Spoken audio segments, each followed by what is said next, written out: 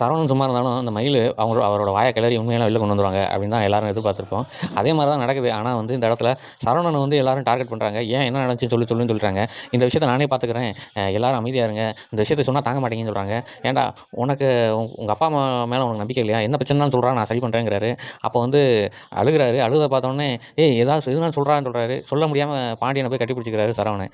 இதை பயன்படுத்தி மயில் வந்து எப்படியா தப்பிச்சிடலாம்னு நினச்சிருப்பாங்க. அந்த பக்கம் என்ன பண்ணனே தெரியல. இவர் உண்மையை உளறிவாரான்னு கூட மனசில் அவங்களுக்கு ஒரே பதட்டம். எல்லாரும் கேட்குறாங்க, அப்பயும் சொல்ல மாட்டேங்கிறாரு. ஆனால் கடைசியாக கோமதி ஏன் இப்படி தேம்பி தேம்பி அழுகுறானே, ஏன்டி நீயாவது பதில் சொல்லுடி, என்னடி நடந்துச்சுன்னு கேட்குறாங்க. அதுக்கு மயில் இல்லை நாங்களே பார்த்துக்குறோம், நாங்களே சரி பண்ணிக்கிறோம்.